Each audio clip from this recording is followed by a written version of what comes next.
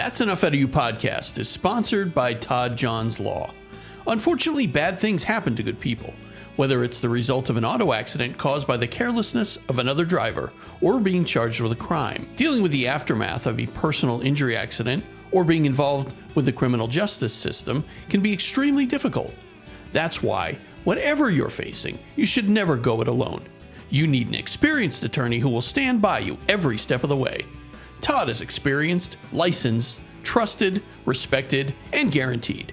No one will work harder or more diligently on your behalf, and he will personally handle your case from beginning to end. Located on Drinker Street in Dunmore, Pennsylvania, Todd has been representing the legal rights of Scranton and Wilkes-Barre personal injury victims and those accused of a crime for over 20 years. At Todd John's Law, the utmost priority is ensuring that your rights are always protected and that your case is resolved as quickly and fairly as possible so that you can move on with your life. Call Todd John's Law at 570-876-6903. With Todd John's Law, you will receive equal justice under the law.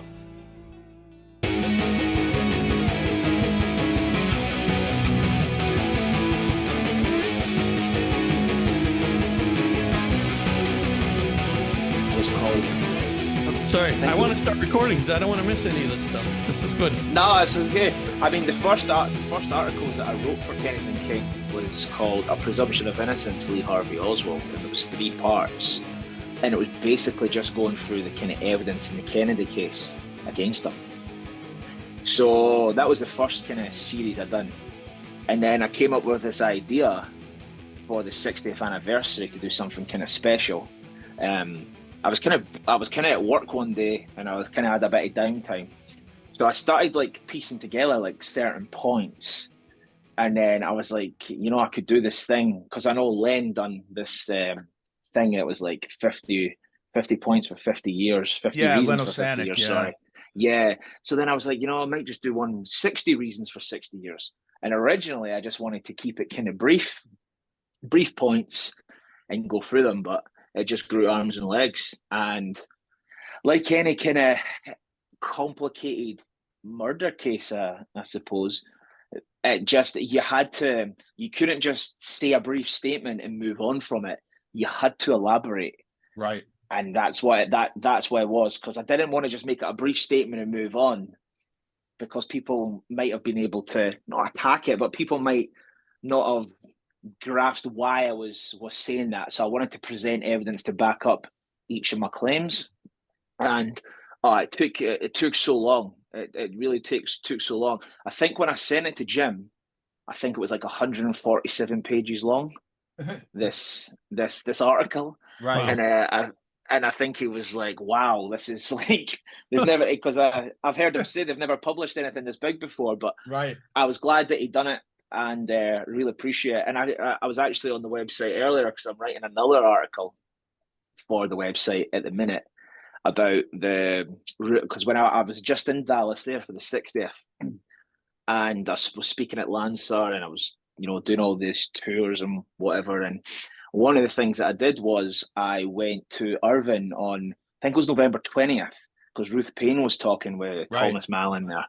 So I was in the crowd for that and listened to it, and Jim asked me to do a review for it. So I'm doing that now. But again, it's grown arms and legs because I'm kind of like, well, I need to refute all the points in it. So most of it was taken up by the Walker case. Right. So that was so that was that kind of another interesting avenue to kind of look into. But the majority of my work has been on the Kennedy case. But yeah, so that's what I'm doing with myself at the minute. So nice. I think I'm going to be sending the article pretty soon to Jim. I did promise him like a week and a half ago, but I'm just trying to make it even more better. So hopefully he appreciates it.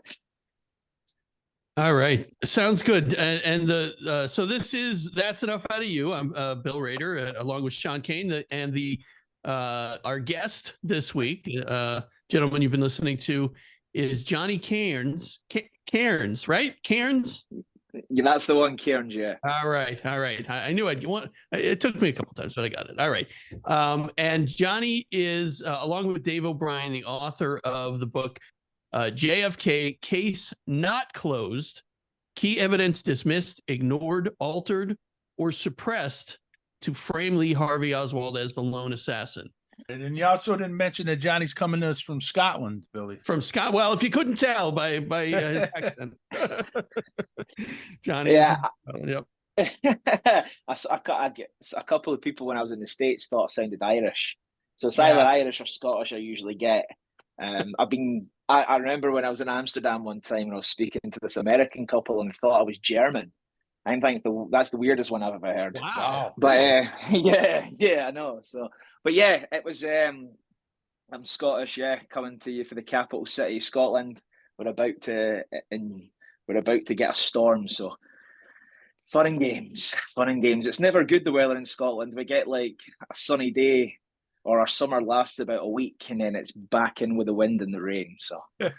Well, we got a lot of snow and very cold here, Johnny, so it's not better here in Pennsylvania. Yeah, I know, but I mean, I love being in America. I mean, I just came back and I want to go back. Just different. It's just a different way of life. Good food, good people, friendly people as well. Really friendly. People always want to help you, and yeah, I really can't wait to come back. Don't know when I will be coming back, but hopefully. It's very soon.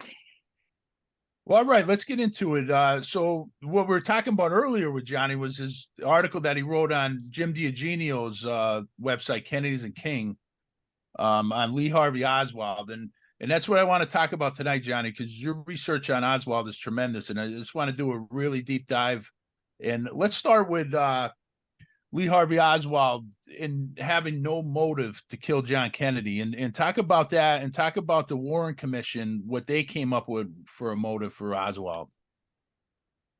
Well, the what I wanted to do in my articles was to show that, because I feel like a lot of the time that Oswald is almost this, footnote in history. A lot of people don't realize or remember that this was a real human being. He had real worries, aspirations for the future, and all that kind of stuff. So I really wanted to try and have a deep dive into him and what he was like as a person, what his motives might be, and what his opinions were on Jack Kennedy. And his opinion, he did admire Jack Kennedy. He really did like him. Right. And if you go through various testimonies of people in the Warren Commission, like Francis Martello, for example, he said that Oswald gave him the impression that he seemed to favour President Kennedy more than he did Khrushchev. And people like Sam Ballin said that he couldn't see Oswald having any venom towards President Kennedy. The Des Moines Shields, Jean and George, both testified that Oswald was an admirer of President Kennedy, and Oswald thought that President Kennedy was doing a very good job with regard to the racial problem that was existing in America at the time. So this was very high praise from Oswald. So yeah, the record clearly indicates that Oswald admired and liked Jack Kennedy. So then the obvious question to that is, then why would they assassinate him? A guy who he liked and admired. So, and Oswald apparently says it himself when he's interrogated. He says that his wife and I, like the presidential family, they were interesting people. So again, it's more evidence that he obviously liked President Kennedy. Now, the Warren Commission, they tried to come up with various different ideas, let's call it that, why Oswald would have assassinated the president. Now, they came up with stuff like Oswald had a deep-rooted resentment of authority. They questioned Oswald's ability to enter into meaningful relationships.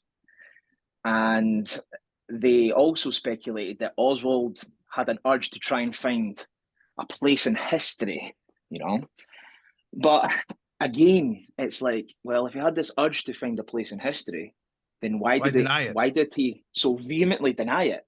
Absolutely. Right, exactly. I mean, the strongest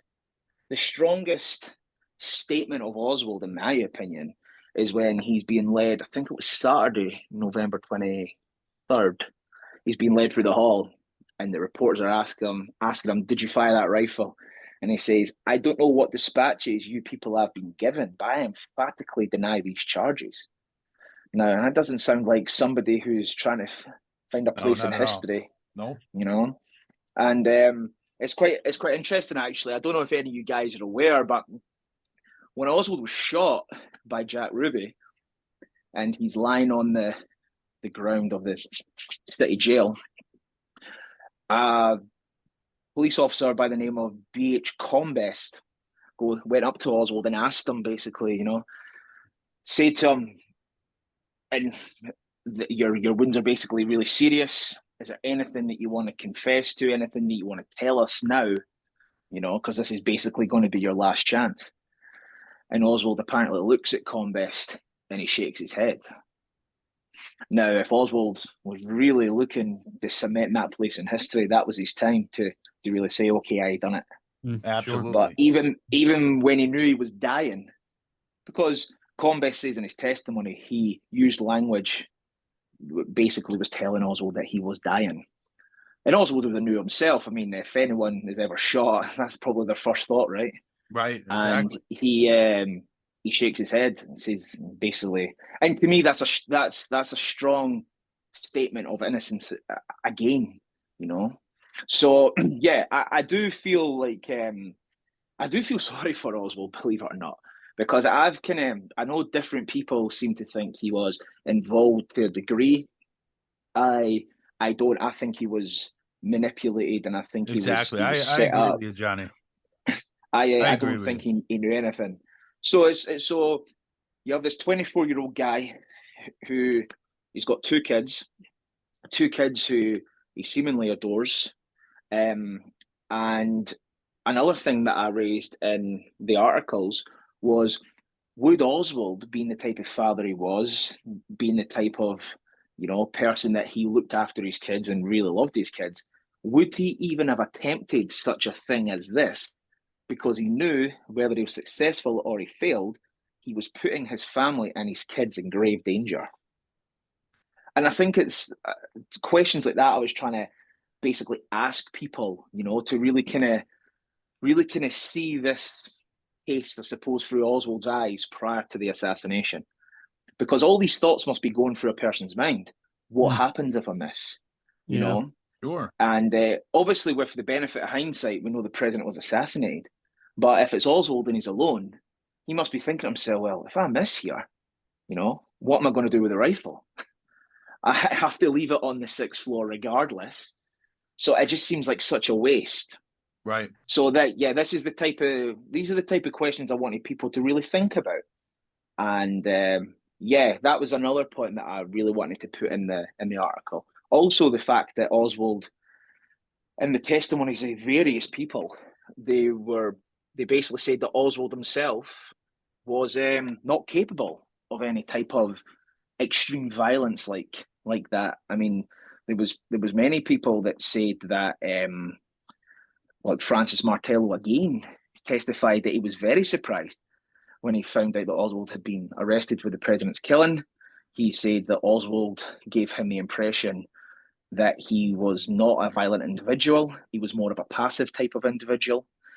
And just other different people testified like that. Bill Fraser said that Oswald loved children. Apparently children from the Irvine neighbourhood used to go up to the Payne house to play with Oswald and his children as well. And there was one guy, what was his name? It was Sam Ballin. So Sam Ballin testified that he had told his wife that evening that when Oswald was arrested, that it had to have been some sort of mistake because he didn't believe Oswald was capable of this kind of thing. And when his wife said to him, they've picked him up and he's got the gun and everything, and Ballin says, Oswald just wasn't that sort of guy. If you had lined up 50 individuals, the one person who would stand out as being suspicious or strange would be Oswald. But I was very surprised when Oswald was arrested. Yeah. So that's the other thing that I was trying convey as well, you know. And Johnny, But if I could just jump in for a second, it's so interesting because, you know, we hear the same things about like Sirhan, right? And Mark David Chapman, like all of these guys who, you know, allegedly, or, you know, whatever the case may be, but all these guys who commit these heinous, you know, assassinations. And then, you know, there's this smear job in the press, right? And they try to dehumanize these guys and make them seem like monsters, and you forget they are human beings, right? And you know, I think what you're doing is really trying to make people see that side of it. yeah, I've seen a lot of people over the years, you know, making statements about Oswald, and like I think when I was at the Irvine, when I was at the Dupree Theatre in Irvine watching the Payne talk, Mrs. Payne was basically talking about Oswald's. I think she commented upon Oswald's death, just kind of like it was a matter of fact thing. And you know, when you really look at it, Oswald's death is a tragedy in its own right. Man, the guy was 24 years. The guy was 24 years old, Right. And he was a father to two young children, and obviously a husband to Marina. And it just seems to be that when people talk about Oswald and his death, there's always a dehumanizing thing about him. I've read stuff over the years saying Oswald deserved it, justice was given by Ruby, and all sorts of horrendous stuff. Yeah, terrible. Right. You know, you know, and I just don't understand that. And there was the magazine cover, the Life magazine cover of him with the rifle, which, you know, cemented in the mind of the American public that, you know, this was the guy, and he's horrible. He's, you know, he's evil. He's pure evil. He's standing there with a rifle. I mean, how many, you know, it's funny because that, you know, that was such a turning point, I think, in the minds of people, that it really convicted Oswald in their, you know, in the minds of people in the U.S. And, you know, today we have politicians who you know, pose for their Christmas cards with their family, with everybody holding a rifle. So it really depends on the narrative that you're trying to you know, to tell. It's very interesting. Well, it's quite funny because I've never really I've never really looked into the backyard photographs, because to me they're evidence of nothing. I mean, Right. they're apparently taking 2 weeks, or just shy of 2 weeks prior to the Walker shooting, months in advance for the Kennedy killing. That's on the 22nd. Marina originally testified, that the pictures were taken in late February, early March. But the problem being with that was the rifle wasn't ordered allegedly by Hadel until March 12th.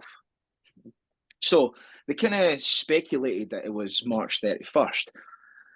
But again, when Oswald is showing the backyard photographs when he's in custody, according to Will Fritz, the first thing he says was, they're forgeries.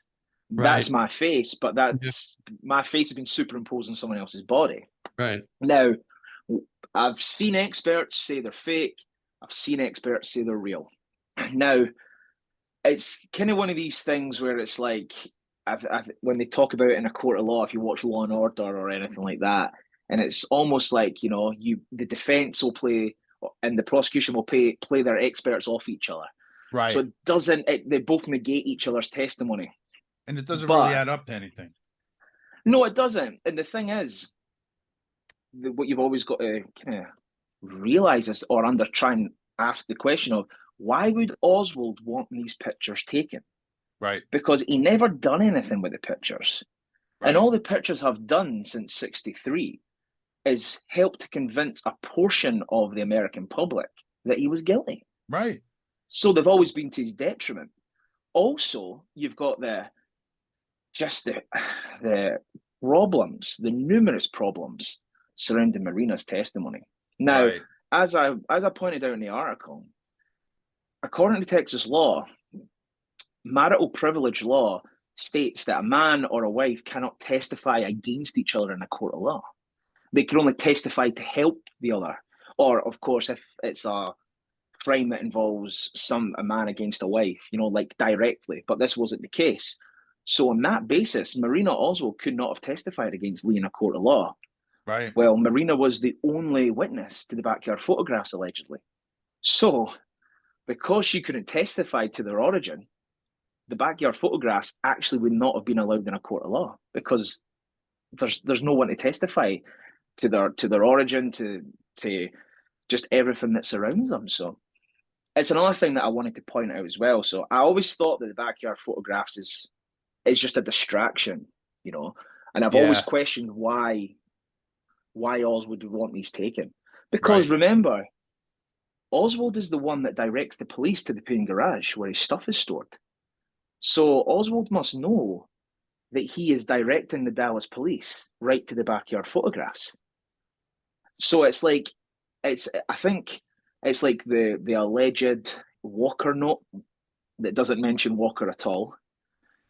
Why would that note in the backyard photographs and the photographs of Walker's residence, why would Oswald keep that evidence, that incriminating stuff? But as Marina testified, burned a notebook and other materials relating to the Walker incident. So why burn some stuff but keep others? It makes absolutely no sense. So yeah, so it's very interesting, and obviously, of course, there's been multiple versions of the backyard photograph came out. I think there's 4. Is it there 4 now? I think there was one that was found in the possession of Roscoe White. Roscoe White. There was one found in the possession of George de Mohrenschildt, or 5, because allegedly Marina and Oswald's mother Marguerite burnt one. But that's whether that's true or not, who knows? But they've never been evidence of anything. No, I agree, Johnny. And 2 questions here, buddy. So one thing I forgot to ask you at the top when we started this, I think I read somewhere, or maybe I heard you on Black Op Radio, you were talking that you got into the JFK research because of your dad. Is that correct? Because that's similar to the reason I got into this, because of my dad. Yeah, so my dad loved to read about various subjects, whether it be the Kennedys, the American Civil War, through to Christianity, through to Scottish history, world history, just everything he could get his hands on, he would read. And one of the things that I really took an interest in was the Kennedy assassination. And I can remember we would watch old reruns of The Men Who Killed Kennedy. Right. And then I would ask him questions about it. And it really kind of hooked me in. And I think one of the first books I read on it was Sylvia Meagher's Accessories After the Fact, which is like one of my favourite books on the whole case, because it's in my opinion, it's a masterpiece. Yeah, it's got stuff wrong, but Miss Meagher wrote it in 1967, right, and it still holds up to this day.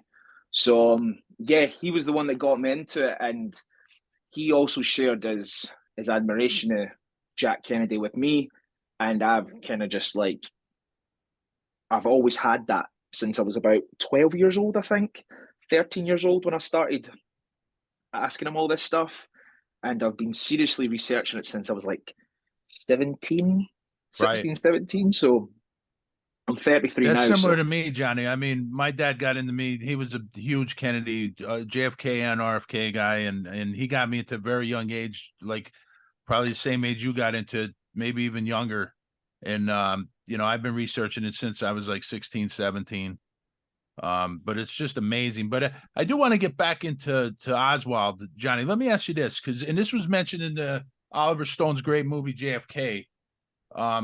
Why, say you're the lone shooter, in the book depository. Why not shoot Kennedy when he's coming up Elm Street and you got a direct shot at him, but yet allegedly, according to Warren Commission, Oswald waits until the car makes the turn onto Elm Street. Now, if you're a lone gunman, your best shot is him coming up Houston, correct? Yeah, I would agree.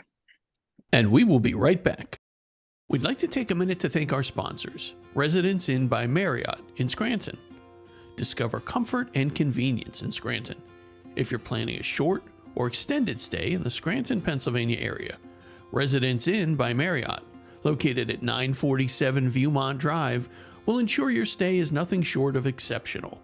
Their friendly team is committed to providing you with top-notch service and a memorable experience. Whether you're in town for business, leisure, or a bit of both, Residence Inn Scranton has you covered. They offer free Wi-Fi, an indoor pool, meeting and event space, complimentary hot breakfast, a fitness center, and an on-site market. And Residence Inn Scranton is pet friendly. Your home away from home. Residence Inn Scranton features spacious studio, 1-bedroom, and 2-bedroom suites, and all are complete with a fully equipped kitchen. There's a cozy fireplace lounge and an outdoor barbecue area. Call 570-343-5121 or go to Marriott.com for more information. Residence Inn Scranton, where hospitality meets home. That's Enough Out of You is also sponsored by Fairfield Inn by Marriott.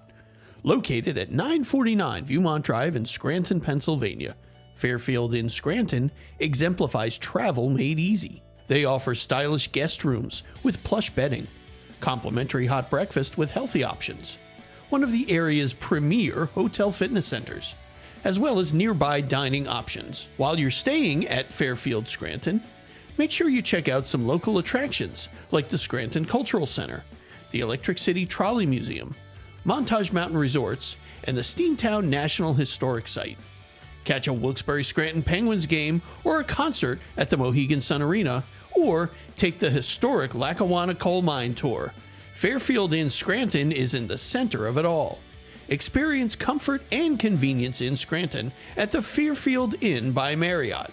Call 570-343-5121 or go to Marriott.com for more information. Fairfield Inn Scranton, where hospitality meets home. I would agree, and it's one of the points I put in my article as well. I think it's point number 2, that Oswald, of course, if you're a lone assassin, okay, now you've taken a plunge, you've brought your rifle to work, and you thought, I'm going to try and shoot President Kennedy. You've got to be in a mindset, or you would be in a mindset of, if I fail or I succeed, I'm basically forfeiting my life, because, well, it's such a momentous thing, right? So what you would do is you would take the most advantageous shot at him, which is I'm coming towards the book depository, because obviously if you miss, then you've potentially got him for a second shot. But to let the best shot go past you and then to go into Elm Street, that just makes absolutely no sense to me, because he's then moving away from you. Right. The only way you would allow or want President Kennedy to be on Elm Street is because you've got him in a triangulation, a crossfire. Exactly. That's the only reason. It's the only reason. And yeah, because when you're coming up Houston, as a lone assassin, that's the best. That's the best vantage point for you. But then if you look at lone assassins in the past, if you want to look at Gabriel Princip, for example, these are men that are standing right next to their target. Right. You know? So it makes no sense why a lone assassin would choose to sniper a target. It makes absolutely no sense to me, especially when the whole narrative is he missed Walker from, like, was it 40 yards or something? Yeah. You know what I mean? It makes no sense. No sense whatsoever. So when you really analyse the case against Oswald, the Warren Commission had a weak circumstantial evidence case against him. And, like, when you take the shells at the scene that have no chain of custody, right, you've then got the paper bag, right, like C-142, which is in none of the contemporaneous photographs of the southeast corner window. And then you've got the fact that the rifle itself, you know, the rifle itself had a myriad of problems. It had a defective scope. It had a Right. disintegrating firing pin. Also as well, you've got the fact that this man allegedly takes only 4 bullets But the to try and Carcano kill holds the 6, right? president. In total it holds 7. The clip holds 6 with Okay. one in the chamber, totaling 7. But he decides to just take 4 along, you know, and that's just, to me, that's just again, it's insanity. Now Oswald was highly intelligent. He was not crazy. I mean, Will Fritz even said that when he was asked, was he a nut? And he says, not in that sense. He's actually he's pretty intelligent, and he was. You can tell that by just how Oswald speaks, the vocabulary that Sure. Oswald. That's easy for me to say. That he comes out with and says, like, emphatically, you know. Right. And I just think that there is absolutely no way Oswald would have taken 4 bullets to try and kill President Kennedy. I mean, what would happen, for example, if he had to shoot his way out of the book Right. depository, like a Right. Custer's Last Stand type Sure. Right. situation? Well, he You know? knew one way or the other. He was either going, I mean, this is, he was attempting to murder the president of the United States. And it's not like this was like a drug deal gone wrong or something. They were going to find him. So he was either going to go to jail for the rest of his life or he was going to die, one or the other. And for him to not be prepared, as clearly it doesn't appear that he was in the way that things worked out. It's just it's mind-boggling. I mean, he was a very intelligent person. I don't think there's any question about that, and there's no way he would have been that sloppy No. with what he was doing. And Johnny, one of the other things that you point out is the rifle had to be assembled too. And what did Oswald use to assemble this rifle? Well, that's a very good question. I mean, and the first person I ever heard talk about this was Ian Griggs. Now, Ian Griggs was the founding member of Dealey Plaza UK. Now, I'm a member of Dealey Plaza UK. We have a good UK following, but we also have a good American following as well. And we get like certain talkers, like Robert Goran spoke for us, Bill Simpich, Larry Hancock, Jim DiEugenio, Paul Blah. I mean, Chris Gallup's speaking to us next Saturday. I really like Chris, got a lot of time for Chris. And so he was the founding member of Dealey Plaza UK. And there was a demonstration by Ian uploaded onto YouTube of him assembling a Mannlicher Carcano from scratch. And it was really interesting to me because I was like, that's a really overlooked aspect to this case. And just to see all the work that kind of goes into it. Mm-hmm. Now, Ian was using a screwdriver. Of course, there was no assembly tool found on the 6th floor. Right. So I think it's an FBI agent. I'm just trying to think what his name was. It might have been, it was Cortland Cunningham.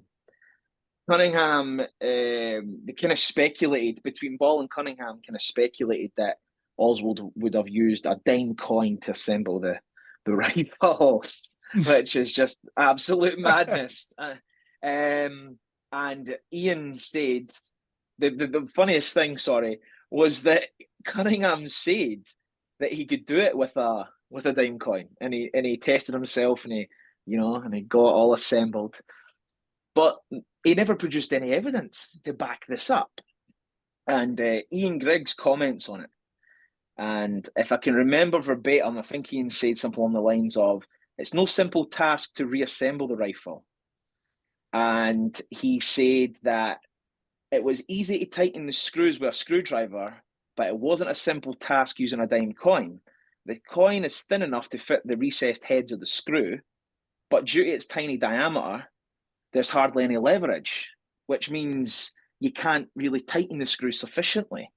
And Ian had tried it many times, and he had timed himself, and he actually had to give up because he was getting blood blisters on his thumb because he just couldn't get the right purchase on the screws. And this is all on Ian's demonstrations on YouTube. If you just type up, I think it's Ian Griggs Mannlicher Carcano, it comes up, and he shows you all the different components, and he talks you through what you have to do to fully assemble this rifle. Because obviously the story goes that Oswald has to disassemble the rifle, to take into the depository. Well, the other charge is that Oswald makes this bag from scratch. CE-142, Oswald makes, apparently. Okay? Well, why would he not just make the bag big enough to carry the fully assembled rifle? Why does he have to make the bag a certain size that he has to actually break the rifle down? Right. It makes absolutely no sense. No sense. And the bag itself, well, of course, when the bag was tested, the bag that they've got in evidence was tested, it found that there was no bulges or creases that they could link to the Mannlicher, and there was no oil on the bag itself. Now, the rifle was well oiled when it was found. So how can you have all these different components in this paper bag, well oiled, and not have oil transfer from the rifle to the bag itself? How could there be no bulges or creases found on the bag that would correspond to the broken down rifle?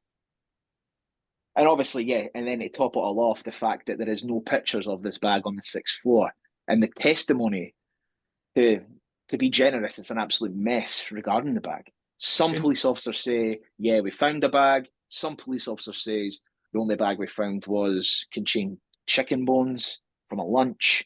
And some officers say, well, I don't know anything about a bag.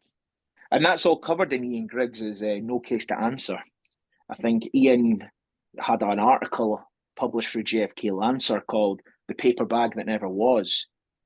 And then there's a massive deep dive into that aspect of it. And then the fact that you've got the guy, Troy West, who basically lived at his workstation. He lunched there when the shots were going off in Dealey Plaza. And he testified that he never saw Oswald around the roller wrappers. He never seen him engaging and making this bag. It's just a mess. Johnny, wasn't it Jim Diogenio that said the great quote, if there's no bag, there's no gun? Yeah, that's true. If there is no gun sack, there is no gun.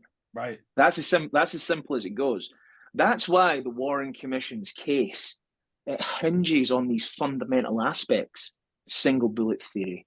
Absolutely, as Cyril Weck said, the sine qua non of the Warren Commission report is a single bullet theory. No single bullet theory, the Warren Commission report comes crashing down. Right, exactly. And then you've got obviously contentious things like the bag. You've then got the point about the handprint on the rifle.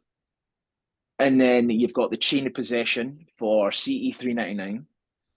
Then you've got the chain of possession for the shells. CE-543 has a dented lip. Couldn't have been used during the assassination. And again, always come back to the rationality of it all. You're Oswald, you're up on that 6th floor. Why would you not just pick the shells up? Right. Because without the shells, they don't know where the shots are fired from what window.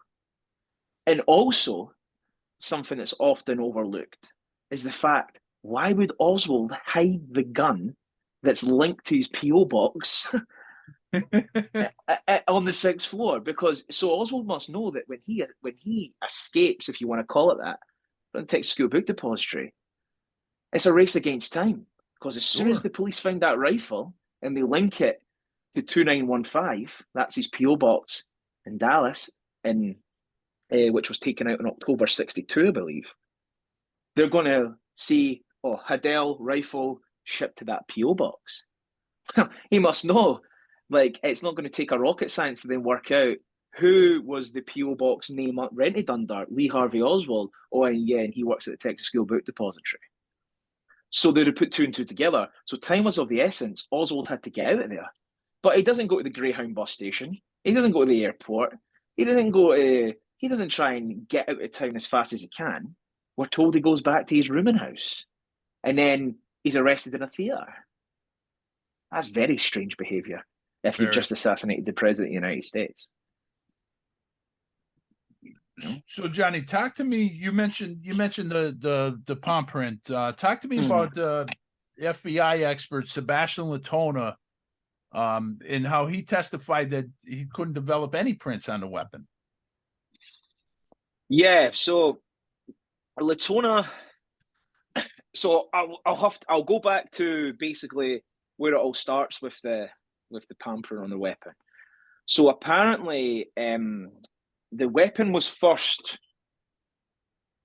tested by a guy called J.C. Day, who was a Dallas police officer. And Lieutenant Day, when he was looking at the rifle, apparently lifts a palm print off of the rifle. Okay, but he never tells anybody that he lifts this palm print off of the weapon. So a guy called his name escapes me. He gives basically all the evidence over to this guy, and he takes it to the FBI late on the night of the 22nd, early morning hours of the 23rd. Well, there's a few, obviously, problems that are associated with that. Because, well, number one, when the FBI got the weapon, they couldn't develop any prints at all on the weapon. Right. That's what Sebastian Latona actually says. I was not successful in developing any prints at all on the weapon. And Latona's a very respected, in his field, very respected. Oh, Latona was the guy. Right. If you got Latona to be like testifying at your cases, then that was a real plus point for the prosecution. Right. So, but then another guy for the FBI, the name of Paul Stombaugh, he testified that when he seen the Mannlicher, he noticed that the gun had been dusted for latent fingerprints, that there was fingerprint powder all over the gun. Now, if you look at my article, you actually see a picture of Day working on the rifle, and you can see all the fingerprint powder on the gun. But Sylvia Meagher actually asks in her book, she poses a question to the reader, and it's, well, how could powder survive on the gun from Dallas to Washington? But every single trace of powder and the dry ridges which were present around the palm print on the gun barrel under the stock, how could that vanish? Because there was no evidence that a print had ever actually been lifted from the weapon. Then you've also got the fact that Lieutenant Day stated that when he lifted the palm print off of the rifle, he had no assistance in doing it. He did it alone. So there was no one that could actually collaborate Day's assertions and Day's side of the story that he actually lifted the print. Now, even the Warren Commission had serious problems, and they had significant doubt about the discovery of the palm print on the rifle, because there was a commission document, and it's from August 26, 1964, and it says there was a serious question in the minds of the commission as to whether or not the palm impression which had been obtained by the Dallas police was a legitimate latent palm impression removed from the barrel of the Mannlicher, or whether it was obtained from some other source, and for this reason, this matter needs to be resolved. Well, the other problem that Lieutenant Day has got is the fact that when he was interviewed for the FBI, the FBI wanted Day to sign a sworn affidavit that he had in fact lifted Oswald's palm print from the barrel of the rifle on the 22nd. But Day refused to do it. He refused. He wouldn't sign it. And on that basis alone, that print would have been admissible in a court of law as evidence. Now, of course, you've also got Agent Vincent Drain was the FBI agent's name who Day gave the evidence to. In the book Reasonable Doubt by Henry Hurt, Vincent Drain told her that he didn't believe there ever was a print on the rifle. And Drain says that there was a mounting pressure building on the Dallas police to build evidence in the case against Oswald. And Drain said that all he could figure is that Oswald's print was some sort of cushion because they were getting a lot of heat by Sunday night. Oswald's dead, of course, by this point. And Drain stated that you could take the print off Oswald's card and put it on the rifle. Something like that happened. So that's also a very interesting kind of point. And it's obviously from an FBI agent who was close to the case as well. Now, some people might say, "Oh, where would they be able to get a print of Oswald's?" You know, well, according to mortician Paul Grudy, the morgue, who was in the morgue, agents arrived at the funeral home late on the Sunday night, about 11 o'clock, and they asked to be alone with Oswald's body.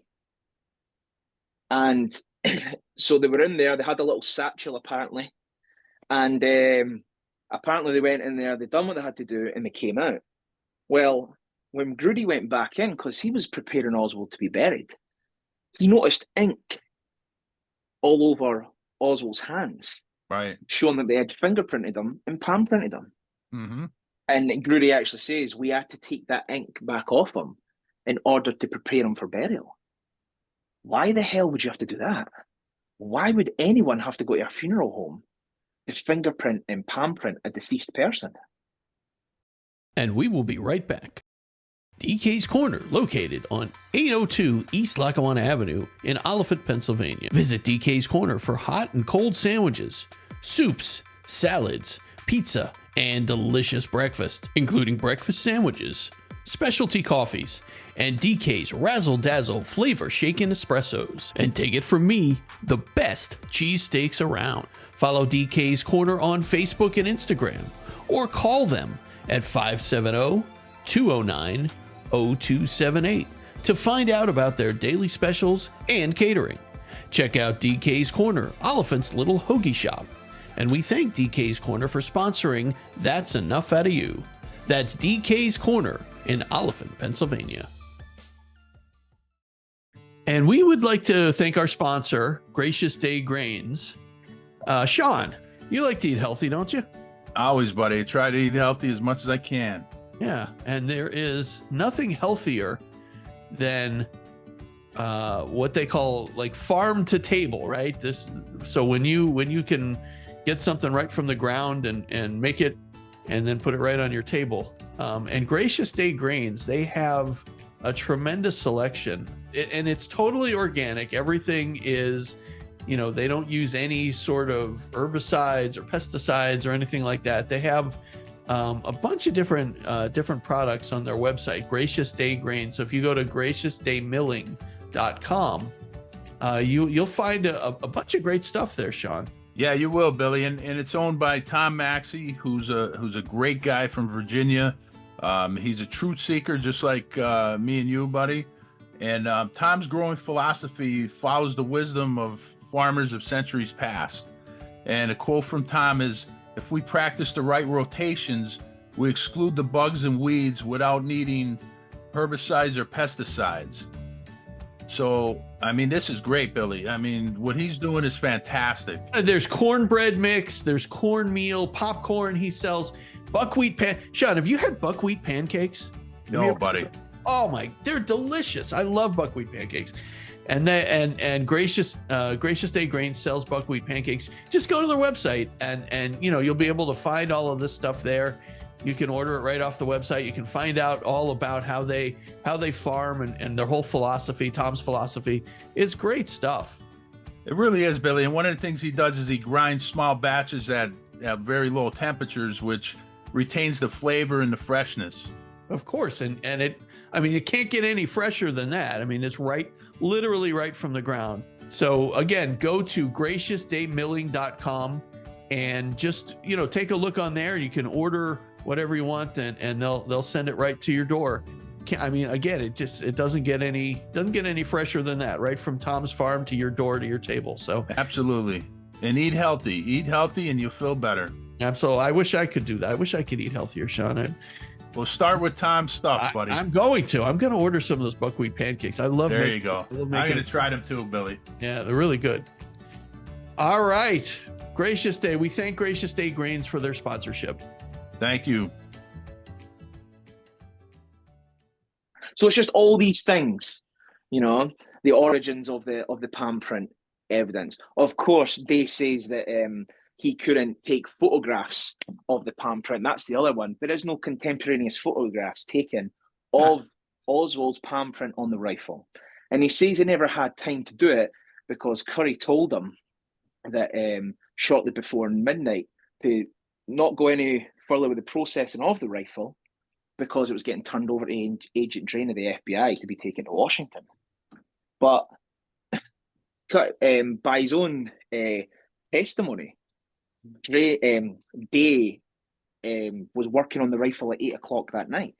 So he had 4 hours to take these photographs, and he never did. So, yeah, it's an evidentiary debacle, this case against Oswald. And it's a lot of... Sorry. No, go ahead, Johnny. No, I was going to say is it's a lot of it's faith-based. A lot of the stuff is faith-based against them. Right. When you ask people to explain, you know, the chain of possession for CE399, or you ask them to explain about the palm print, or you ask them to explain about the paper bag, they just don't talk to you anymore, or they just call you a conspiracy theorist and move on. Sure. You know, and the bottom line though is if Sebastian Latona, you know, probably the number one expert in the world, really, if he says there's no palm print on a weapon, I tend to believe it. Oh, absolutely. And the fact of the matter is, there was latent prints on the weapon, and they tried to develop these prints. And what they actually did was Latona did. He got like professional lighting in. They were taking all these high resolution pictures of the rifle, and then they broke the rifle down and they were looking at all the components there on the 23rd, taking pictures. Still no evidence of any prints. They couldn't develop any prints on that weapon. And Oliver put that in the movie. If you guys remember, Oliver put that in a movie where he has it that it was probably taken at the morgue. Yeah, that's right.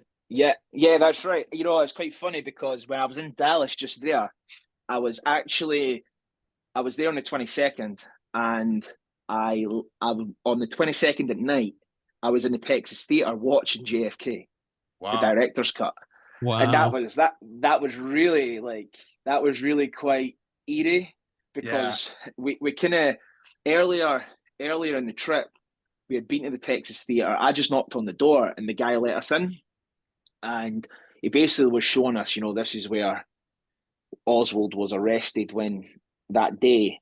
And he basically says, you know, the theater it's been reconfigured since then, but this is the general area. This is the seat. So I sat in that seat watching JFK, and the scene where Gary Oldman, of course, is playing Oswald, and he's being arrested, you know, and he stands up, and you're just looking around, and you're in that theater. Wow. It was pretty a surreal moment, actually. Wow, that's crazy. That's crazy, yeah. You know, and then they showed Mark Lane's Rush to Judgment earlier in the day, and then they had the War is Hell, and the other movie I forgot what it's called. They were all on the billboard outside. So it was pretty interesting, and then obviously they changed it later on that night for JFK and stuff like that. That was really cool. That was really surreal to be in there for that.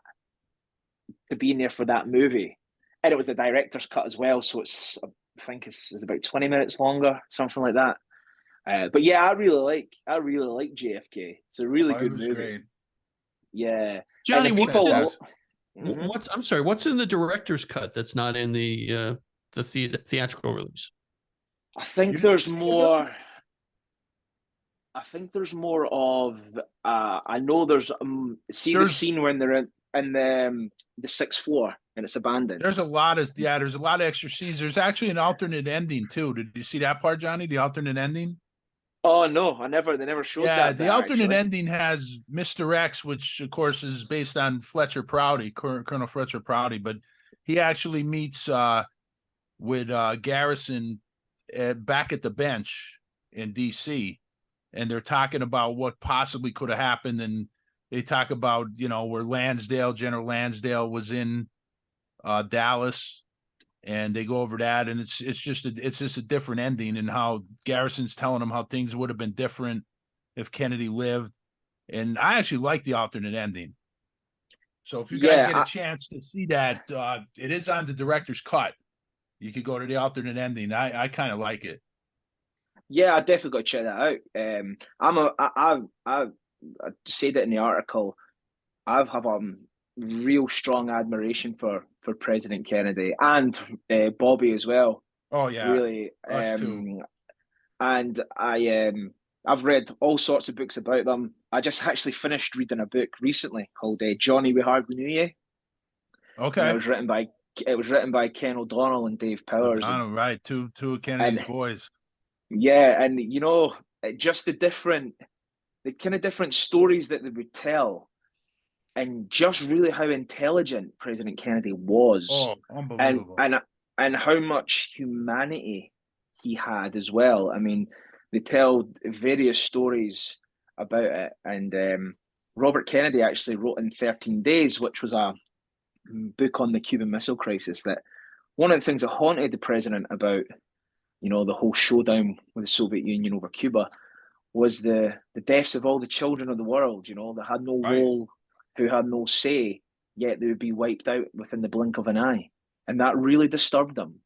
It did. And I think the more, you know, the more I read about them and the more I try and understand them, the more kind of my admiration grows for them, and more as well, just the revolution of Robert Kennedy after his brother's death as well. And you Right. could see Mm-hmm. on his brother's face at times just how pained he was at losing his brother in 1963. And I've got a funny story about Robert Kennedy, actually. I was reading this thing, an article about, God, it must be about 6 months ago now. Anyway, this guy was talking about Robert Kennedy, and he said that he used to call him Bob. His close friends used to call him Bob, apparently. And this guy was trying to convince him to run in 1968. And Robert Kennedy was kind of reluctant to do so because he didn't want it to be seen as a, you know, Robert Kennedy versus Johnson, because he didn't want people turning it into like a clash of personalities, because it's well documented they didn't like each other, Johnson or RFK. No. And the guy wrote a letter to him, kind of basically imploring him to run. And the guy said that he had been in Watts 1967. And when he was in these houses in Watts, you know, where these people were living in the most deprived conditions, Right. he says he never seen Malcolm X's picture on the wall. He seen Jack Kennedy's picture on the wall. And Wow. you've got to run, Yeah. because you have an obligation to withhold and uphold these values that put that picture on that wall. Yeah. And I was really reading it, and I'm not I'm an emotional person, but I was like, wow, that kind of hits home. Incredible. And yeah, and obviously what happened to Bobby was an absolute tragedy as well. And I said this on Black Op when I was speaking. I spoke to Paul Schrade 4 or 5 years ago now, and I was emailing him and I was asking him questions. I asked Jim to see if he could put me in touch with him, and Jim did. And out of all the questions I asked Paul Schrade, I think I had about 4 or 5 email communications with him. And one of the last things I asked him was, what were you feeling, you know, when you found out about what happened to Bobby? Because, of course, Paul Schrade was injured that night as well. Right. And he just put back, we had lost again. Yeah. And Bobby was the last best hope for the 1960s. That was the end. Yeah. That was the end. Yeah. And we talk about that, Johnny. We talk about this all the time on our shows, you know, how John and Bobby, they were just so different. Like John's foreign policy was different almost everywhere compared to every other president. And it's just amazing what would have been if he lived. And I don't know if you read the book by Monica Weizak, and we had her on our show, Johnny. But Yeah, I've she got did it a here. great America's job. Last President. Yes. Yeah, it's a really good book. I really enjoyed it. Yeah, I got put onto it for Jim as well because he'd done a review of it on Kennedy and King. Right. So it was really good. Really enjoyed that.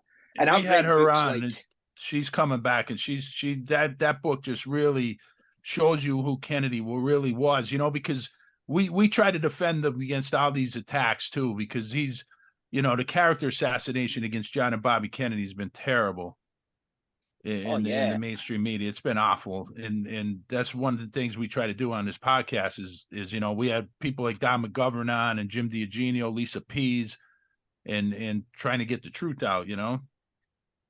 Yeah, I mean, I've got a book by Paul Fusco. It's called RFK Funeral Train.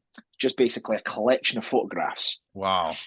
And of because he was taken on a train from New York to Washington, and just the expression on people's faces, incredible. The different types of people, they were out there, from young to old, different nationalities, different backgrounds, right, rich, poor. They all came out and they stood on the side of these railroad tracks and they were saluting, and they had signs, "We will miss you, Bobby." And there was one woman, she was just standing on her own. She was an older woman, and she was just saluting the train. And it's just like, that's what these people. No, I was just going to say, that's what these people like John and Robert Kennedy, Malcolm X, Martin Luther King. Right. They instill a hope in people, and it transcends their era, because I'm still inspired by John and Robert Kennedy, and this is 2023, 60 years after his assassination in Dallas, and I'm still reading up about him, and I'm still being inspired by his acts of courage, for example. And yeah, they're a real loss to real loss. And yeah, the thing with that train ride, the thing that I take away from that is the look on the people's faces. Is you could just tell that these people knew that this was the last hope. Bobby was the last hope, and now he's gone, and that's it. You could just kind of see it. Yeah, I mean, even if you listen to his speeches, like the off the cuff speech for Martin Luther King, and he quotes Aeschylus, right? And the day after, he said he had a speech, and it's been termed the mindless menace of violence, and I think that's one of my favorite speeches. And it is, in fact, in my articles on the last part, if you go to the last part, I included the speech in its entirety at the end of my articles, because it just sums up the loss of the 1960s. It sums up just how badly like this world suffered, for the loss of these figures. And it was just incredible. It was just incredible. It's an incredible speech, and I really admire both the Kennedys. When I was in Dallas just there, I went to Washington for 2 days, and specifically went so I could go to Arlington. And I went and paid my respects at Arlington to both of them. They're buried not far from each other at all. And there's always a crowd near Jack's grave when you walk around to Bobby. Some people go, some people don't, and that's a real shame, because Bobby would have been one of the greatest presidents as well if he was allowed to run. Agree. It's just if he was allowed to serve. It's amazing to me. It never ceases to amaze me, no matter how many people we speak to, from wherever they are in the country or around the world. The inspiration that people draw from these two men. One of them who didn't even get to finish his first term, the other one never even got to be president, and yet people love them and admire them and are inspired by them. I just don't think we're ever going to see that again. I really don't. No, and the unfortunate thing is, I mean, the assassination of President Kennedy is such a watershed moment, because if he isn't killed in Dallas, and he gets to serve a second term, you might have found that Martin Luther King would never have been killed because he wouldn't have spoke about the Vietnam War. Right. And Bobby would never have been killed. Right. And it's just a like a domino effect, if you want to call it that. Because from Bobby's killing, you got Richard Nixon all the way up to the present day. And the Kennedy assassination really was the start of people not trusting their own government anymore. Yeah, it was the start of that mistrust, and that's just decayed through the years, unfortunately. And it all started, in my opinion, on November 22nd, 1963. I mean, I've read many books about the Vietnam War. John Newman's book. There's a really good book that, if you're interested, it's called Virtual JFK. Yeah, I read it. Tremendous book. Really good. And the beauty of this book is they've got historians around the table, opposing views, and they just let them talk. Yep. And it's like, wow, this is incredible. Amazing. It's like a fly on the wall type thing. So there's no doubt that if Jack Kennedy had not been killed, there would be no Vietnam War. No Vietnam, absolutely. And you see people saying, oh yeah, but he increased the troops in Vietnam. Well, no, advisors. It was advisors. Correct. There was no troops there. That's the key. Yeah. So there was no troops. So this is what I say to people. I'm like, when Jack Kennedy took the presidency, he was kind of between a rock and a hard place when it came to Vietnam. Because if from day one he inherited all that. Of course he did. But if he started pulling, advisors out, it would have been a disaster. He would have been labeled a communist appeaser and blah blah blah. But he was never sending in troops. So what did he do as a compromise? He sent in advisors. Exactly. And even like Ken O'Donnell, Dave Powers, whether it's McNamara, Ted Sorensen, they all say the same thing. Yep. Vietnam would never have happened under Never Kennedy. have happened. Never have happened. And Johnny, one of the things, Colonel Fletcher Prouty talked about the amount of advisors that Kennedy actually put there is overstated, because he explained how a lot of times the president would actually put the advisors there. They'd be in the region, and then they'd be moved over during the president's term, and they'd actually be credited towards that president. And Prouty talked about how a lot of those advisors were already in the region before Kennedy was president, put there by Eisenhower. And then the generals just moved them over into Vietnam, and they counted those towards Kennedy. So when they say, well, Kennedy put 10,000 advisors there, he actually didn't. He actually increased them maybe by half of that, but they love to throw that number out there and make it look like, he really was. But like you said, advisors is a lot different than putting troops there. And Kennedy put 0 troops there. He was pulling the advisors out at the end. That's a fact. John Newman did a great job explaining that. There's no doubt on that one. NSAM 263. Yeah, exactly. The first 1,000 advisors home for Christmas, and then complete withdrawal by 1965. That's correct, yeah. And Johnson reversed that. He did, yeah. And what's quite interesting about all is, I think in Johnny We Hardly Knew You, Ken O'Donnell talks about a story where Jack Kennedy says about the Vietnam War, and he's saying, we're pulling all the advisors out.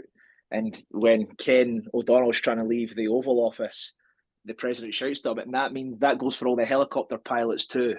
Yeah. So really meaning like it's all coming out. Yeah. And obviously, of course, Kennedy obviously reached the agreement on a neutral Laos. Yeah. The nuclear test ban treaty was a marvel at the time, because that had serious opposition, and he overcame it. In fact, I think that's one of the most proudest things he managed to accomplish was the nuclear test ban treaty. Absolutely. But his speech in June in 1963, the American University address. Yeah. Yeah, that's one of my my favorite speech. Yeah, but then he's got loads of. I mean, have you ever heard his Algeria speach or read any? Oh yeah, tremendous speech. Yeah, and he got blasted for that. He got blasted for that Algeria speech. Yeah, he did. But he had the courage to do it. Yep. He and did. that's what sets him apart. And I mean, people say now, that Jack Kennedy, he'd been a Republican, or he'd been this and Yeah. that. I think Jack Kennedy would have been seriously hurt at the state of American politics right Oh, now. I think he'd he'd be be deep. crushed with what we're dealing with today. He'd be crushed. Yeah, Because the thing is, Johnny, you touched on it right there with Algeria. Kenny was very anti-colonialism. He understood that how damaging colonialism is, and that's why he said, the French got to get out of there. And same thing with Vietnam when the French were there, and he meets Gulliam in Saigon, and Edwin Gulliam tells him, there's no way the French are going to win this war. Kennedy understands when he goes into office, and Jim Diagenio talks about this all the time. Kennedy understands what's going on there in Vietnam. He knows that, we have to get out, but like you said earlier, you can't just pull the advisors that are already there and leave that mess that's there. And he inherited a lot of this mess with Cuba and Vietnam and Laos and the Cold War. I mean, that was all, that was given to him. And he had to fix these messes all over the world when he enters office. well, that's part of that story for Ken O'Donnell as well. Kennedy said to him, and this was days before Texas. He said, "On my second term, I'm going to become one of the most unpopular presidents of all time, but I don't care." Right. And that's what he says to Ken O'Donnell. He says, "So we better make damn sure that I do get reelected." And that because ties into civil rights, Johnny, because he absolutely. knew that the Southern Democrats were totally against civil rights, and they were going to go against them. And he knew he was already battling a lot of the governors down south and like Wallace and all them. So he understood that the Southern Democrats were going to turn on him. Absolutely. And I mean, you're saying about the Algeria speech there, it reminds me of Martin Luther King when he had his speech in 1967 against Vietnam. Right. They turned on Dr. King. The Sure. media turned on Dr. He King, got blasted for that speech. Absolutely. But these are men of high integrity, courage, like And it's that's just what's missing today, Johnny. This is what I'm missing yeah, today. yeah, exactly, exactly. And I actually, it's funny enough, I just read an article there about Robert Kennedy Jr.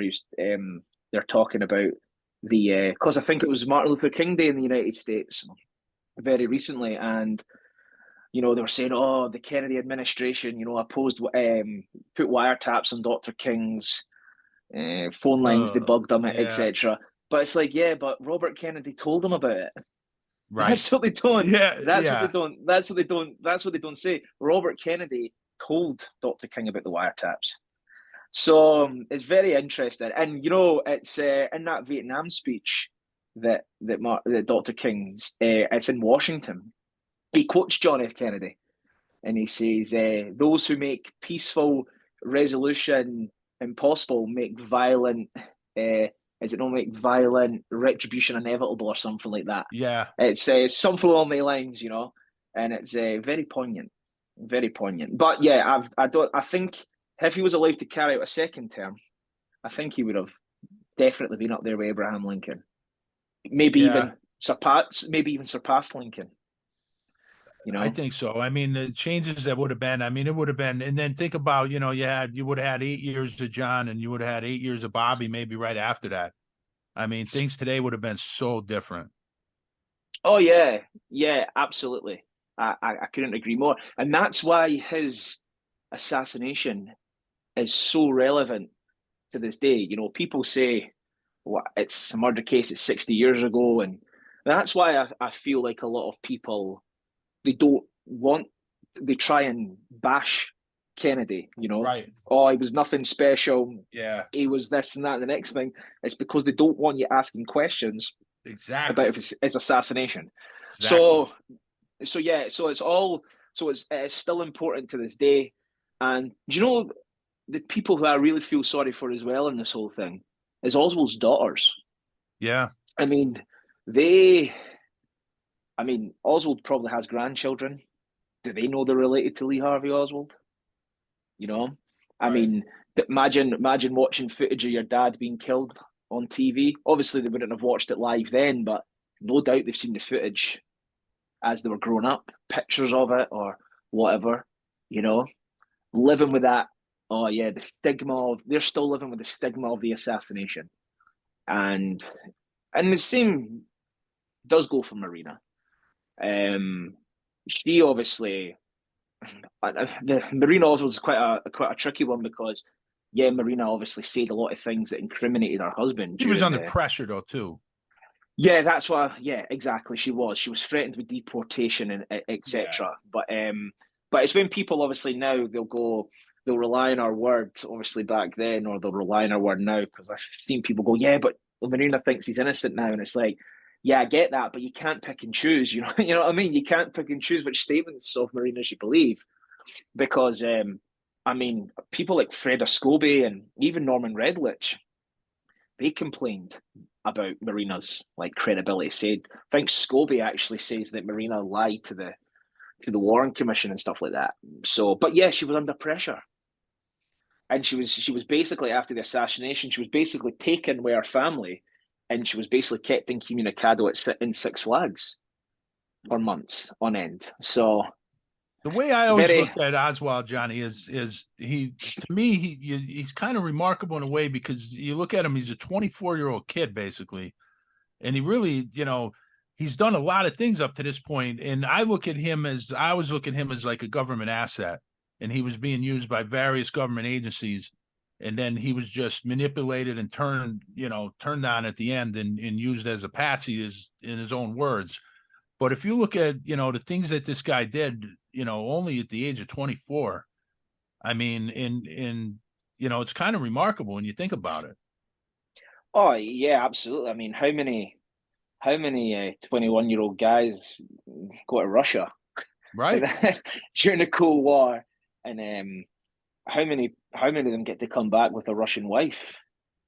That's another point that was touched upon in JFK. I think it's when they're all sitting around the table, and I can't remember the woman's name, but she's like, it's almost impossible to get Russian sweethearts out and stuff like that. Right. So yeah, it's a very interesting aspect to Oswald's legend, if you want to call it that. I remember Walt Brown said to me one time, Oswald's legend was such that if there was an assassination attempt on Castro, on Khrushchev, Oswald could have easily fit that frame also. Right. You know what I mean? So yeah, it's a very interesting character. I mean, he comes off the boat. He's not met by the FBI. He's not arrested as a traitor. No. But I think it's Spaz T. Rankin meets him. You're right. And he's like an anti-communist. And then he gets into the white Russian community. Right. And obviously they're all anti-communists. But apparently they just they're okay with this alleged communist. Yeah, well, socialist, a Marxist, he called himself. Marxist-Leninist, yeah. Yeah. Now, another interesting point to Oswald is he had no friends that were Marxist or communist. Right.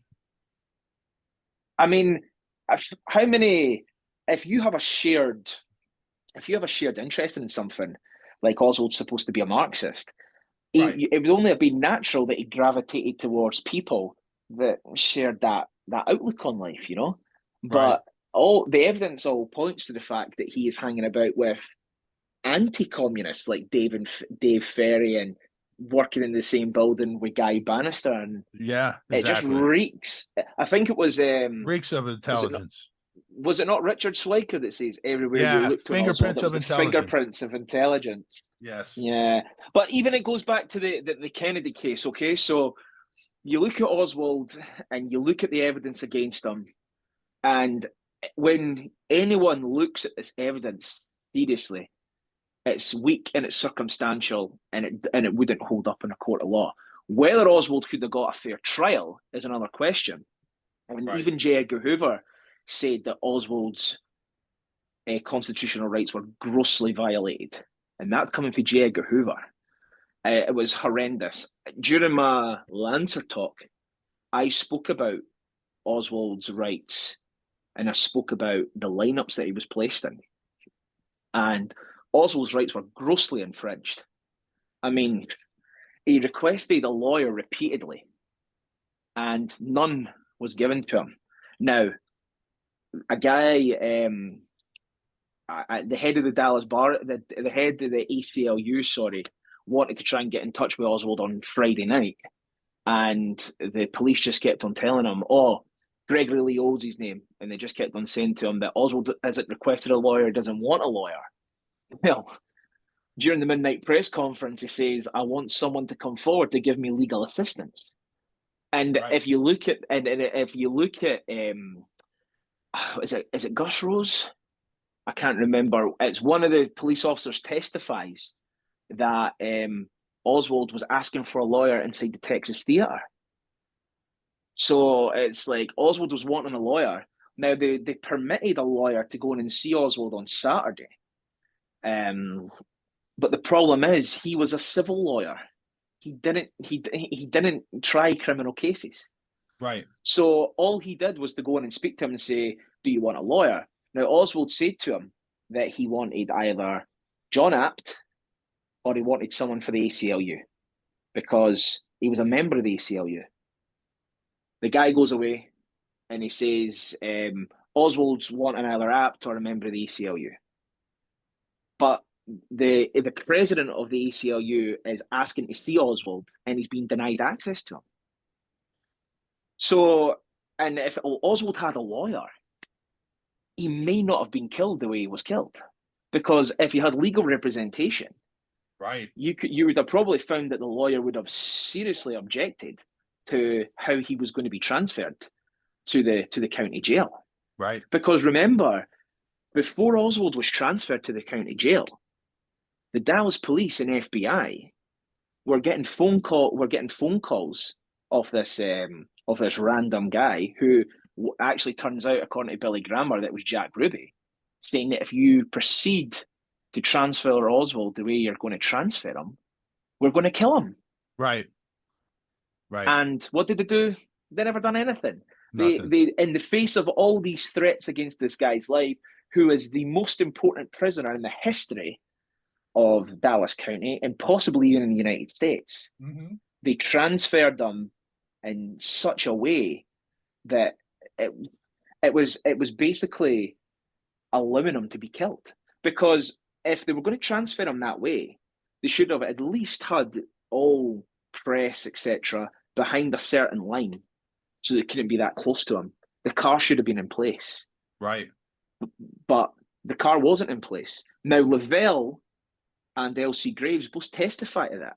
They were really surprised that the car wasn't in place, because before Oswald was led through the door to the car, Lavelle actually asks Fritz to go out and check if the car's in place and if everything's ready. And Fritz goes out and says, "Right, let's go." And then he walks out and the car's back into position. If that car was in position, Ruby could not have shot him, because the car where Ruby shoots Oswald is where the car was going to be. Right. You know?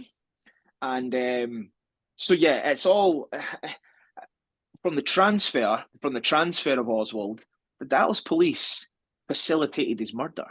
There's no two ways about that. Exactly. Really, I agree. Yeah. He was brought out like a lamb to slaughter. There's no question about it. I mean, I argue in the article, I say that although it wasn't standard procedure, Oswald should have had some sort of body armor on, because this was special circumstances. Absolutely. Especially in the face of all the threats. Body armor on. Also, if he was led out under armed guard, like guards that actually had their guns drawn, maybe that would have deterred Ruby to step forward and try and shoot him. You know? But I'm convinced through the phone calls, Ruby didn't want to kill Oswald. No, but he was pressured. Yeah, he was put in a position where he had to do it. He had to, because that's what he said. He says, if we are going to kill him, and Billy Grammer the next morning says, because he knew Ruby, right, said that he put two and two together. He put the voice to the face, and there's no question it was Jack Ruby that made that call. Right. So it's very interesting. But when I was in Dallas, I got Scott Reed, who's a member of Daily Plaza UK, and Scott's an expert on the Walker case. He got us a tour of the old City Hall. So we got to go down into the basement We got to see. Got to ride in the jail elevator. We got to go into Fritz's office. I was in Oswald's cell where he was held. Got to tour all that building. So they've got this thing where down the stairs, it's where the interrogations. It's where the lineups were held, and they've got exhibits. And they've spent a lot of money on this, but it's not open to the public because I think it's a law school now or it's a university or something. And they've got all these exhibits down the stairs, and you can read. And they've got this glass. They've got this glass just before the point where Oswald is shot, and you can look through the glass and you can see it. But the frame of where he gets led through the death jail elevator, that's all still there. So it was really quite interesting. It was really quite sad as well, because at the end of the day, a man lost his life here. And it was really quite a reflective moment seeing that. But yeah, it was really educational. Going up the stairs as well into Fritz's office. Wow. And just seeing where it was quite a small room. Really quite a small room. And you can actually just feel just how the atmosphere must have been, the tension must have been palpable. I mean, you've got Oswald's there, you've got Dallas police officers, you've got FBI, you've got Secret Service, you've got people question them. And yeah, it must have been, the circumstances just must have been absolutely something you can't even imagine it. And of course, when he's getting led out from the interrogation room into the elevator, they're asking him questions. Did you fire that rifle? Or I'm just a patsy. Did you kill the president? No, sir, I have not been charged with that. You know what I mean? Because actually on the Friday night, Oswald didn't know why he was arrested. Because he says that I haven't shot anybody. No, sir, I don't know what I am here for. You know, so it's quite interesting. So when you're seeing all that, and you can, when you're walking the halls, you can. I was actually like, I was hearing talking because I've heard it so many times. Yeah, it was quite something. But it's definitely something you should. Have you two been in Dallas? No, you guys been in we Dallas? haven't. My brother was, but no. I haven't been there. Well, I highly recommend it. I've been twice. I really highly recommend it. Yeah, I mean, Dallas is really, the Dealey Plaza itself is pretty small. Right. People think it's this big, large area. It's actually, in fact, quite small. And I got a VR headset for Christmas, right? So puts his VR headset on. I'm searching for different things. So I just go, you know what? I'm going to see if there's anything JFK related on this. And there's a documentary that pops up. So I'm like, all right. So it's an interactive documentary thing. So I downloads it, puts it on, and I'm standing across from the Texas School Book Depository, as it was on November 22nd. The clock's there. The Texas School Book Depository signs on the building. You know that kind of concrete kind of art thing that was on the windows? That's all there, and you're looking around, and you're like, wow, this is pretty incredible. And it takes you to like 10th and Patton. You see, it's computerized, but you can actually see like all the houses all around, because obviously at 10th and Patton now, there's a high school there. But that's just like, you can see the houses. Then you're outside the Texas Theater, seeing Oswald being arrested. Then you're in the jail, seeing him getting led through the corridors. It was really strange, but highly. I mean, the documentary, it kind of toes, like, you know, the party line, if you want to call it that, but just to kind of be immersed and standing there. And it does have footage of the motorcade, so you're standing in that Howard Brennan position, and you're seeing the motorcade come past you, and then just kind of disappearing, and then you're on Zapruder's Perch. I took pictures of it and sent it into Dealey Plaza UK. I also sent it to Chris Gallup and was like, check this out, you know what I mean? Because pretty surreal, because they do stuff like at the Tippett seat at 10th and Patton, they've got the car, but it's actually, you know, pictures of the car, and they've got like the police officers all around it, and you're just kind of just standing there watching this happen, and you're like, yeah, this is really surreal. But yeah, it was pretty cool. And in fact, actually, it was pretty cool. But it takes you into the building itself as well. You're actually standing at the southeast corner window. You've got the boxes all around you, and then it takes you into the police search. it was pretty surreal just to stand on that floor and see all the boxes of books. Because I've been in the I call it Tech School Book Depository. I've been in the sixth floor museum a few times now. I think 3 or 4 times, and to be honest, it's quite disappointing. Yeah, because they pushed the Oswald guilty angle. Well, as I said to Len recently, I said the best thing they could do if they're trying to be impartial, which they're not, is to Right. go, this is the evidence for his guilt. This is the exculpatory evidence that points to his innocence, and let the people decide. Yeah. You know, because that's the evidence that's the evidence on the record. You know, Right. when people say there was a palm print of his found on the gun, yeah, but this is the circumstances which led to that discovery, and people can actually, you know, look at the evidence and go, yeah, that doesn't, you know, that doesn't add up. Or some people might look at it and don't care and say, well, I just believe there was a palm print on, and they can believe that as well. But give people both sides of the argument, but they don't. Right. They don't. It's They don't. heavily influenced by the Warren Commission. Oh Now, yeah. that we know so much since 1964. Mm-hmm. You know, we know so much for the release of the files for the ARRB. We've also got the HSCA's, which is the last official stance on this case. The conclusion was President Kennedy was probably assassinated by a conspiracy. Right. That's the last official word. But Yep. Ruth Payne, when she was on that talk, she says, "I don't like to speak to people that believe it was a conspiracy." You know, but that's the official word. You know, that's the Right. last. So, The but last, it's all quite interesting. And I mean, have you guys read the articles? Yeah, online. Your articles? Oh Yeah, yeah. yeah, Oh yeah. yeah. I've read them. Completely. It's fantastic. In fact, Johnny, there was so much that we've had you on here for a while now. There's a lot of stuff I wanted to get to that I couldn't. So I'm hoping that you would come back and come on again and we could talk about, because there's a lot of stuff I didn't get to. Billy, how are you on time, buddy? Yeah, let's do one more, Sean. One more question, then we'll have to wrap. I mean, Johnny, we've kept you on a long time, but yeah, Sean, why don't you go ahead with one more question? Go ahead. Well, the thing is, when we go back to you talked about, Oswald, well, under A.J. Heidel purchased a weapon, okay, the Mannlicher Carcano.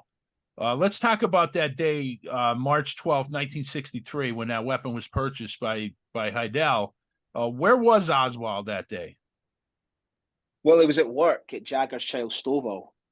He, I think it's Commission Exhibit 1855, which is a picture of his time card for Jagger's Child Stovall. And the rifle was purchased around 10:30. That's what the timestamp on the money order says, 10:30, okay? Well, from 8 o'clock in the morning all the way through to 5:15, I think it is, in the evening, Oswald's accounted for at work. And it doesn't, it at that time, the job he was working, he done he put time against separate jobs. So, for example, 8 o'clock till maybe 8:30 he was doing something, and 8:30 till 9 he was doing something. But his times are all accounted for. Right. And all the job numbers are next to, the job he was doing, because his supervisor would have to sign off his time card. Well, he's accounted for at work when the rifle's ordered on March 12th, 1963. So, I've had people say to me, "Oh, the time card's wrong," or someone else would have covered for him. Well, where's the evidence for that? Right. So it's a fact that when the rifle is ordered, Oswald's accounted for it at work. Obviously, with a rifle itself. Oh, and also another thing as well. A guy called Richard Stovall, who worked for Jaggers, said that Oswald had a good record of being on the job, and he didn't have any absenteeism. And Albert Jenner asks him, he was prompt and worked every day and had little in the way of being off. And Stovall says yes. So he had a good record. He was prompt. He was punctual. So if Oswald was missing from work for a couple of hours, 2-3 hours, to go and walk, buy this money order, send the money order, and all that. He'd have been away from work from a substantial amount of time. Right. You know, but there's no record. There's no evidence of that. There's no record. Of course, there's other important questions to be asked when it comes to the money, or it comes to the ordering of the rifle. And the first one is, why would you mail order a traceable weapon to your PO box? I mean, that's the most important one. Sure. Because in Dallas at the time, you could just walk into any store, give a false name, walk out. And I mean, the only thing Oswald would have gambled on was if it was him that ordered the weapon, which I say he didn't, is somebody months after the fact being able to identify you as the purchaser of that weapon, which strains credulity. So, no, I see no logical explanation as why he would have mail ordered this weapon. Of course, it contravenes the postal regulations, because the postal regulations state that, for example, the application form for the PO box, the postal regulations state that needs to be kept in its entirety. Well, when it says other people that can use the box, Oswald would have to have put Heidel's name down there for him to accept mail at that PO box. But that section of the application form was destroyed apparently, but they kept the one in New Orleans. So that's an interesting. But I think it's section 846.53H states that the third portion of the box rental applications identifying persons other than the applicant authorized to receive the mail must be retained for 2 years after the box is closed. So that should have been kept. And obviously, I think when I read Stuart Gallagher's book Cover Up, which is really good, if Heidel's mail had went to 2915 and Oswald had not put Heidel down, it should have been endorsed address the unknown and return to the sender. Mm-hmm. So that's the postal regulations. So that's a very interesting point. And how did the commission handle that, Johnny? How did the commission handle Oswald being at work when the rifle was purchased? Well, they didn't address it at all. I mean, they relied solely on the testimony. They have a habit of doing that. They relied solely on the testimony of Harry Holmes.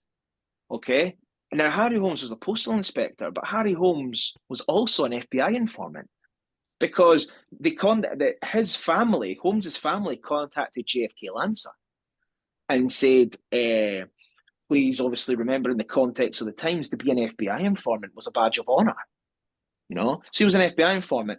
Also, as well, the FBI, if you read the Hosty report, the FBI were monitoring Oswald's mail because they knew the contents of a letter that Oswald had written to Vincent T. Lee. Now, how could they know that the contents of his letters, but they turned a blind eye to a revolver and a rifle addressed to somebody in a different name arriving at Oswald's P.O. box? Right. That should have been ringing alarm bells left, right, and centre. But apparently they don't know anything about it. So, but if you look at Commission Exhibit 2585, this is a document from the FBI, okay? And it's in the Commission volumes, of course, and it says, claim the post office box in Dallas, to which Oswald had the rifle mailed, was kept under both his name and that of A. Heidel. Well, the FBI's investigation has revealed that Oswald did not indicate on his application that others, including A. Heidel, would receive mail through the P.O. box in question. So the obvious question to that is, the obvious answer to that is, like, how did they know unless they had that section of the application form? So it's a very interesting, obviously, it's a very interesting facet to the case. It's the whole mail order of the weapon. Now, there's a strong case to be made that the chain of custody for C2766, which is the Mannlicher Carcano, actually starts on November the 22nd, 1963. And of course, you've got other things like the weapon itself, the condition the weapon was in, and it was quite funny because I was I think it was part 5 of my article. I talk about the ammunition. There's no evidence at all that Oswald purchased ammunition for the weapon. Right. And there was only actually 2 stores in Dallas that sold the weapon, the ammunition. And both of these guys told the FBI because the FBI and the Dallas Police done a canvass of all the stores that sold the ammunition, whittled it down to 2. Both these men were shown pictures of Oswald, asked if he had been in to buy ammunition for this type of weapon, and both of them say no. So it's like, so where did Oswald get the ammunition from? You know? So Right. there's all sorts of, it's quite funny because Sylvia Mager says in her book, she says, this singular assassin squandered more than $20 of his meager earnings for a rifle, but unwilling or unable to spend a small additional sum for ammunition, stole, borrowed, or found on the street 5 cartridges that just happened to fit the weapon. And those 5 cartridges sufficed from March through November 1963 for dry runs, attempted murder, and successful assassination. Of course, she's being sarcastic. Right. But that's what the Warren Commission want you to buy. You know, when they're looking into evidence like that. But of course, when Oswald's possessions are searched at Beckley and at Irvine, they find no evidence whatsoever that he owned a rifle. They never found any ammunition. They never found any boxes of ammunition. They never found any cleaning solution, no oil to maintain the gun. They found nothing. Interesting. So it's a very interesting aspect of the case as well. So, I mean, to me, Oswald's innocence is, in my opinion, it's established beyond any doubt that Oswald was innocent. I agree. Yeah. And when you look and you stick to the evidence, the amount of people, of course, and it's their prerogative, but they jump down rabbit holes and, you know, and they just get lost in the mire. I've always been of the opinion that if you prove that Oswald is innocent, then the assassination stands as a conspiracy. It defaults to a conspiracy. So you've got to prove, or you got to show that that the evidence was fabricated against him, and that he was framed, and then the murder of John Kennedy stands as a conspiracy. Because remember, a lot of people don't realise is that in November '63 alone, there was 2 prior attempts on his life. Right. Exactly. One in Miami, in Chicago, in Chicago. Yep. So, yeah, it's very interesting. I mean, Walt Brown said to me one time, he went, it had to be successful because if for some reason or another it wasn't successful and Jack Kennedy got away from Dallas, Robert Kennedy's Justice Department would have been all over this investigation. Sure. Of course. Exactly. Yep. So something I've always just remembered. Yeah. Oh, Johnny, this has been fantastic. You know, we've kept you a long time. We appreciate you coming on. We appreciate you giving up your Sunday football match for us. Celtic, buddy. Yeah, I've been getting notifications, and we've won 5-0. So that's quite good. That is quite good. So we're through. Nice. We're through into the Scottish Cup. So that's good. I heard you're Celtic fans, right? Yeah, well, I am. My brother's a huge Celtic fan. My brother's a way bigger fan than me, Johnny. He follows it constantly. He's a huge fan. Oh, really? Does he get up and watch the games early in the morning, etc.? He's been known to do it, yeah. Wow. Yeah. I know there's a New York Celtic supporters club in New York, and I know they get up. He's been there. He's been really? There. Yeah. You'd have a nice conversation with my brother, Johnny. Absolutely. You know what I mean? Well, guys, thanks for having me on. I really enjoyed that. Oh, great. Thank you, Johnny. This has been tremendous. Yeah, Johnny Cairns, JFK, case not closed, key evidence dismissed, ignored, altered, or suppressed to frame Lee Harvey Oswald as the lone assassin. It's the book. And we'll get it on our bookstore as soon as we can. But until then, you can find that on Amazon or wherever else you get your books. So, Johnny Cairns, thank you so much. We really appreciate it. No, I really enjoyed that, guys, and hopefully can come back on at some point and speak to you guys again. Oh, Yeah, definitely. that'd be great Love because to have you we only back. covered about a quarter of what I wanted to, Johnny. I know. I probably just went off on a bit of a tangent about the Kennedys and all that because Well, the thing it's is, you just can't something I love really. to talk about. There's a lot of information. It's hard to answer these questions in a couple sentences. I mean, it takes a lot of explaining. Yeah. Yeah, it does. It does. And for people that are new to the case or whatever, like you can't go wrong by sticking to people like Sylvia Mager, Jim DiEugenio. Jim's got a new book out called with Paul Blair called Chokeholds. Chokeholds, right? We have really Professor good. Blow on. Yeah, a couple times. Paul's a really nice guy. I Great met guy. Paul in Dallas, and he's part Scottish as well, so that's where he must get it from. You know, he's I didn't know that.